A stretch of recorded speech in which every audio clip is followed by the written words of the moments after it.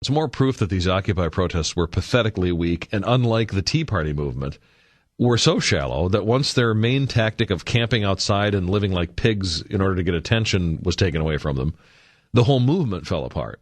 And this is another thing that I predicted ahead of time. When Mayor Bloomberg in New York and some other big city mayors around the country started to push these occupiers out of their Obama encampments, their Obamaville encampments a few weeks ago, I noticed that having lost their physical location, they seemed lost themselves. These occupiers didn't know what else to do.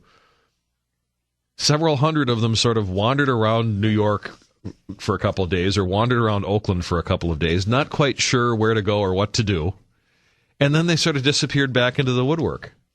We were told that the attack on their camps was not going to, you're not going to bring this great and wonderful new protest to an end. Well, it fizzled out.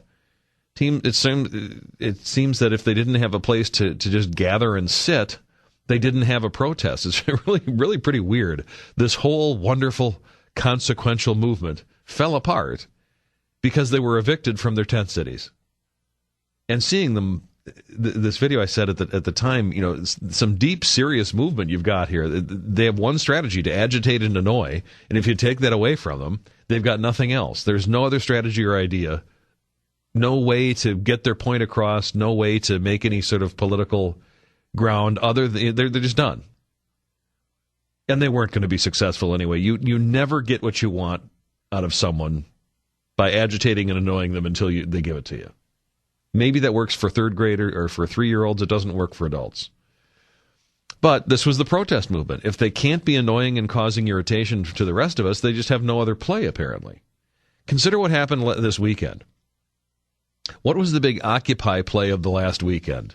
It was in San Diego, where protests, and I'm expecting now that maybe we'll see a little bit more of this short term because they don't have their tent cities to hang around anymore. But the big Occupy protest of the last weekend was what? It was in San Diego, where protesters went into a Walmart. They filled 75 carts with merchandise, and then they just left them.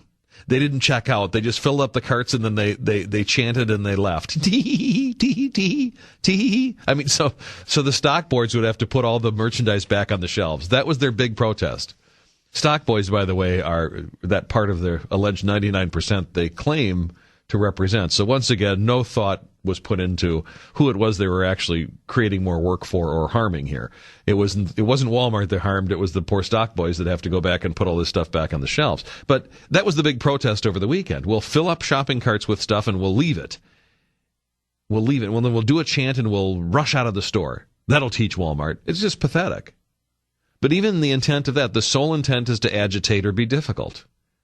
We're going to be antisocial. Okay, but what else do you have? They've got nothing.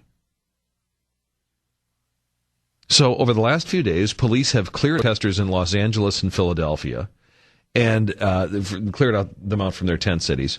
And except for the one in Washington, D.C. now, this encampment that D.C. officials are just leaving alone, except for that one, I think this really does put an end to the bigger Occupy encampments, those in the bigger cities. Yeah, you still have some really small, pathetic ones like the one you have in Madison, which is about maybe 10 to 12 tents in a park that's way off from any real traffic or getting any real attention. So for all practical purposes, the tent cities are gone.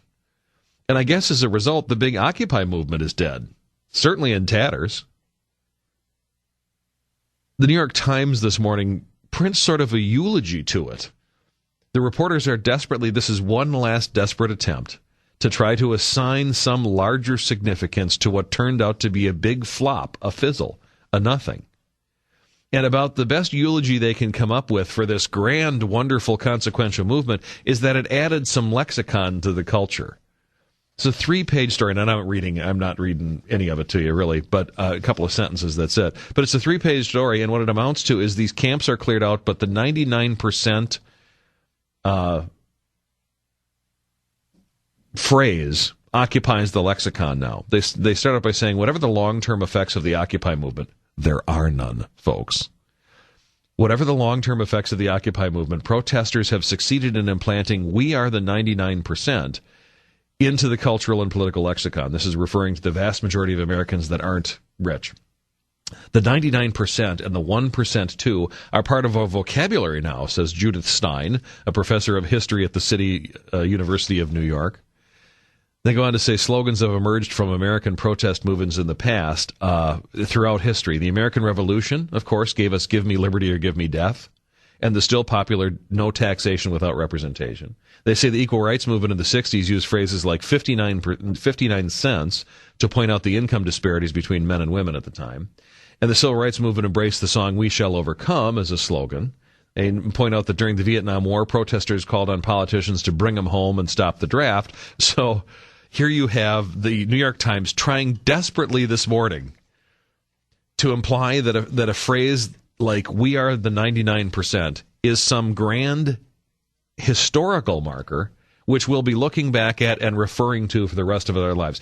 We're going to be using "we are the 99% now for the rest of our lives. It's not exactly "give me liberty or give me death." Come on, you've got to be kidding me.